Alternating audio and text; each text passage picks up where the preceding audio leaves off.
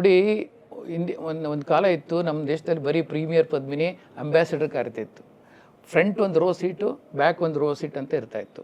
ಆಗೆಷ್ಟೋ ನಾನು ನೋಡಿದ್ದೀನಿ, ಫ್ರಂಟ್ ಸೀಟಲ್ಲಿ ಇರೋರಿಗೆ ಏನೂ ಆಗ್ತಿರ್ಲಿಲ್ಲ, ಬ್ಯಾಕ್ ಸೀಟಲ್ಲಿ ಕೂತಿರೋ ಸತ್ತೋಗ್ಬಿಡೋರು. ಯಾಕೆಂದರೆ ಆ ಇಂಪ್ಯಾಕ್ಟ್ಗೆ ಸಡನ್ ಬ್ರೇಕ್ ಹಾಕಲಿ ಅಥವಾ ಒಂದು ಅಪಘಾತ ಆದರೆ ಏನಾಗುತ್ತೆ, ಒಳಗಡೆ ಕೂತಿರೋ ದೇಹ ಎಲ್ಲ ಮುಂದಕ್ಕೆ ಬರುತ್ತೆ ಮತ್ತು ಅಷ್ಟೇ ಸ್ಪೀಡಾಗಿ ಹಿಂದಕ್ಕೆ ಬಿಸಾಕತ್ತೆ, ಫೋರ್ಸಾಗಿ ಹಿಂದಕ್ಕೆ ಎಳೆಯುತ್ತದು.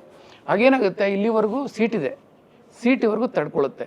ಸೀಟಿನ ಮೇಲೆ ಏನೂ ಇಲ್ಲ ಅಂತಂದರೆ ಈ ಸರ್ವೈಕಲ್ ಬೋಲ್ ಕಟ್ಟಾಗಿ ತಲೆಗೆ ಬಿದ್ದು ಸತ್ತೋಗ್ತಾರೆ. ಆಗೆಲ್ಲ ಅವ್ರಿಗೆ ಗೊತ್ತಿರಲಿಲ್ಲ, ನಮಗೆ ಇದೆಲ್ಲ ಸೀಟ್ ಬೆಲ್ಟು ಅವೆಲ್ಲ ಇರ್ತಿರ್ಲಿಲ್ಲ ಆ ಕಾಲದಲ್ಲಿ. ಅದಾದಮೇಲೆ ಹೆಡ್ ರೆಸ್ಟ್ ಅಂತ ಬಂತು. ಭಾಳ ಜನಕ್ಕೆ ಕಾರಲ್ಲಿ ಹೆಡ್ ರೆಸ್ಟ್ ಯಾಕಿದೆ ಅಂತ ಗೊತ್ತಿಲ್ಲ.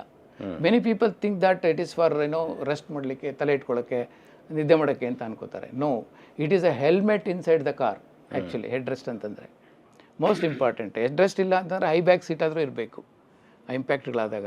ಸೊ ಎಲ್ಲವನ್ನು ಏನೇನು ಅಳವಡಿಸಿದ್ದಾರೆ ವಾಹನಗಳಲ್ಲಿ ಎಲ್ಲ ಸುರಕ್ಷತಾ ದೃಷ್ಟಿಯಿಂದನೇ ಅಳವಡಿಸಿರ್ತಕ್ಕಂಥದ್ದು ವಿಚಾರಗಳವೆಲ್ಲ. ಅದನ್ನು ಜನ ಅರಿತುಕೋಬೇಕು, ಪಾಲಿಸಬೇಕು.